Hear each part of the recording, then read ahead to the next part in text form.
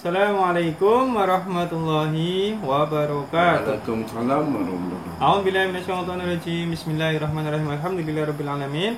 Wassalatu wassalamu ala asrofil anbiya'i wal mursalin wa ala alihi washabihi ajma'in. Rabbi shrah li sadri wa yassir li amri wa hlul 'uqdatam min lisani yafqahu qawli waj'alni waziran min ahli amma ba'd. Yang saya muliakan, tuan-tuan, hadirin semua yang hadir dalam majelis ini, alhamdulillah kita dalam keadaan sehat walafiat, tanpa suatu halangan. Kita boleh menyambung belajar kita, belajar Al-Quran dan hadis. Al-Quran dan tajwid dah habis kita belajar. Sekarang kita sambung belajar hadis Rasulullah. Jadi sumber hidup kita, fondasi atau rujukan hidup kita nih dari Al-Quran dan hadis. Jadi teladan kita apa yang diatur dalam Al-Quran dan hadis nih, kita anut, kita ikuti dalam kehidupan sehari-hari. Kita sambung lagi hadis kita, yaitu tentang ilmu dan zikir. Kelebihan ilmu dan zikir. Oke, sambung. Bismillahirrahmanirrahim. An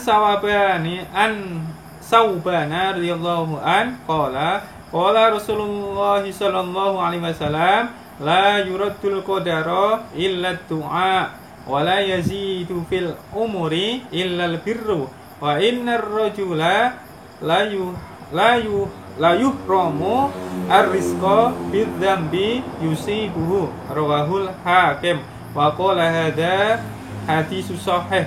Hadis ini hadis yang bagus, hadis yang sahih, hadis yang betul, yang silakan kita amalkan sehari-hari ya. Makna dari hadis tadi adalah Sayyidina Sauban radhiyallahu anhu berkata bahwa Rasulullah sallallahu alaihi wasallam telah bersabda, tidak ada yang boleh mengubah takdir selain daripada doa. Tak ada yang boleh merubah takdir kita selain daripada doa. Ini sesuai hadis ini lah.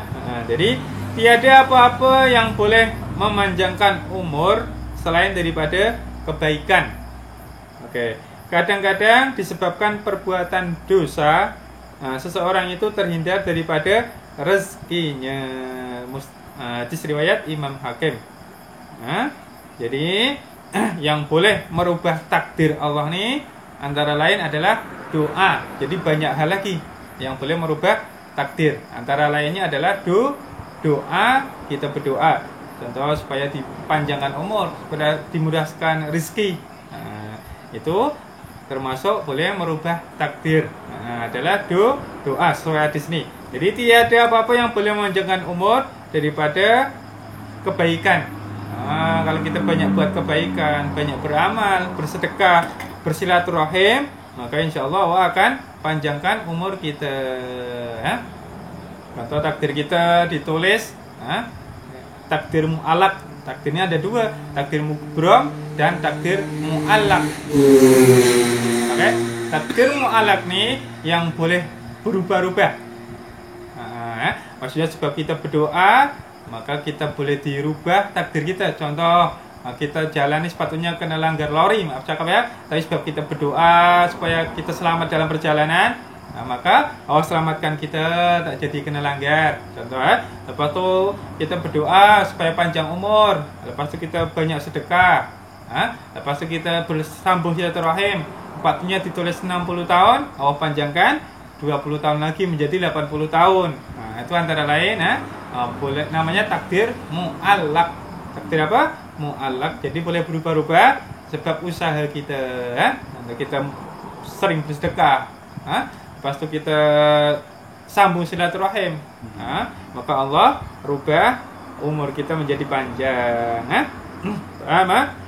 Jadi kadang ada sebab perbuatan dosa kita, maka rezeki kita jadi tak lancar. Terkadang lah. Jadi kalau kita banyak dosa, lepas itu kita susah rezeki kita. Istilahnya nih cari kerja pun susah, atau hari-hari nak mencukupi kebutuhan pun, keperluan pun kadang susah. Sebab terkadang terhalang daripada dosa-dosa kita. Dosa kita zaman dulu-dulu lah, mungkin kita banyak dosa. Memanglah kita banyak dosa kan. Kadang sebab dosa kita ini menyebabkan rezeki kita, kalau bahasa Jawa seret. Kalau kita ni macam lambat lah, susah nak masuk istilahnya kan. Sangkut-sangkut ya. Jadi maksud di sini ialah sudah ada ketetapan Allah Subhanahu wa taala bahwa seorang hamba itu akan berdoa kepada Allah. Dan apa-apa saja yang dia doakan pasti akan dikabulkan atau diperolehi ya. Oleh itu ada dinyatakan dalam hadis bahwa berdoa pun adalah antara ketetapan Allah Subhanahu wa taala. Memang kita berdoa nih semua ada catatan. Tahun sekian, jam sekian saya akan berdoa. Ada tulisan semua lah. Apa yang kita nak buat hari ini dah ada tulisan semua. Oke. Demikian juga seseorang itu mungkin telah ditentukan bahwa umurnya ialah 60 tahun. Contoh nih, orang ini ditulis dalam buku catatan. Tulisan dia umurnya 60 tahun. Contohnya, tapi orang itu melakukan apa-apa kebaikan, contohnya pergi haji atau sambung silaturahmi. Di sini contoh kan, orang itu pergi haji, oleh itu umurnya ditambah sebanyak 20 tahun lagi. Maka dia akan hidup sehingga umurnya 80 tahun. Sebab dia dah pergi haji, sepatutnya tulisannya 60 tahun. Sebab pergi hajinya Allah panjangkan tambah 20 tahun lagi menjadi umurnya 80 tahun.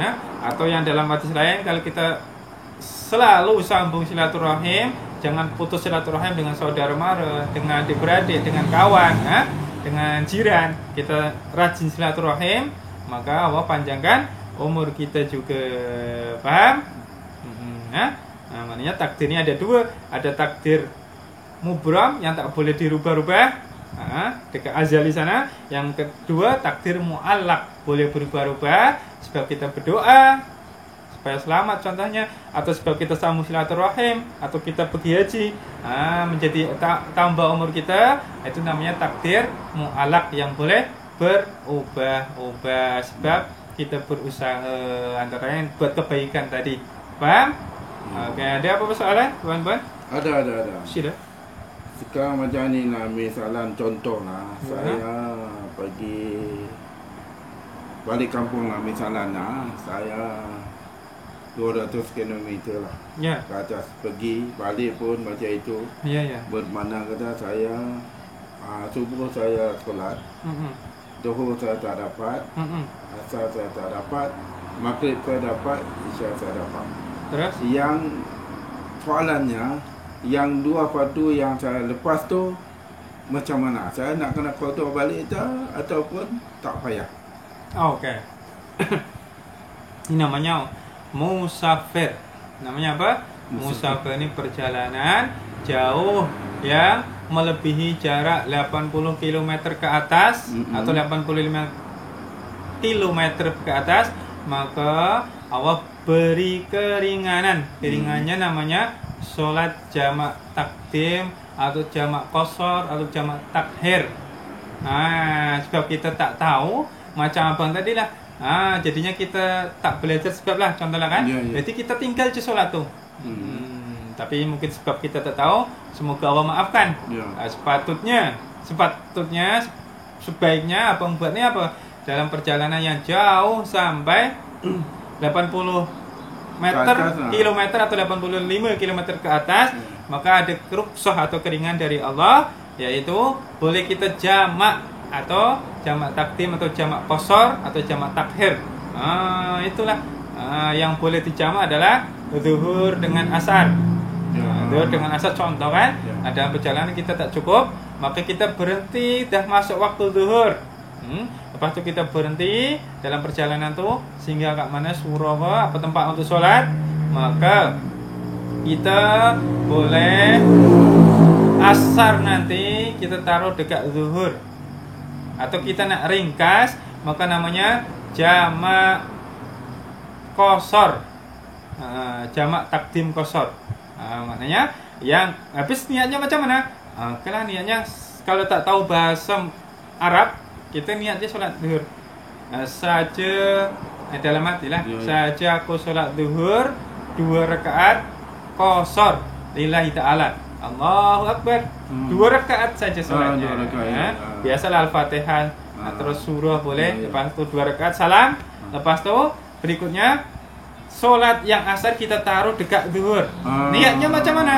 Niatnya senang, kita dengan bahasa kita yang paham, tak payah bahasa Arab pun tak apa, dalam hati kita cakap saja aku niat sholat asar 2 rakaat jamak takdim dengan zuhur qashar lillahi ta'ala. Allahu Akbar. Kalau kita dah belajar, jadi senang kita beramal. Jadi kalau kita lupa, lepas tu kita tak tahu ilmu tu macam mana, ya. Lepas tu kita hutang lah solat tu, zuhur dan asar kita tak buat, sepatutnya buat yang tadi jamak qashar atau jamak saja 4 rakaat dengan 4 rakaat, zuhur kita buat 4 rakaat, asar pun kita taruh dekat zuhur 4 rakaat menjadi 8 rakaat. Nah itu boleh. Nah itu namanya jamak takdim. Kalau yang tadi jamak takdim qashar. Jamak qashar takdim, oke, asar kita taruh dekat zuhur. Habis kalau kita tak buat sholat tadi sebab kita tak tahu, maaf cakap ni kita jahil ni, maknanya tak tahu lah kan. Kalau kita tak tahu, lepas tu kita tinggal sholat zuhur dan asar, maka kita qada secepat mungkin. Begitu waktu maghrib kita sholat maghrib, lepas tu kita qada sholat zuhur 4 rakaat.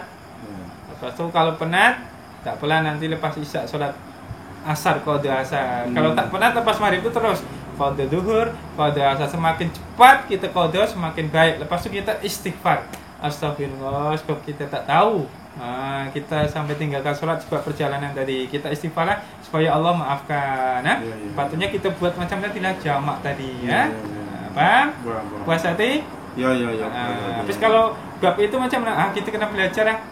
Kalau tak tahu tanya ustaz atau tanya anak yang dah belajar cara jamak dalam perjalanan, sholat jamak. Ada lagi soalan cukup? Dah tak ada lagi. Okey, minta maaf ya. Salah cakap yang betul semuanya tidak was. Silap salah dari kecil saya. Mohon dimaafkan. Wassalamualaikum.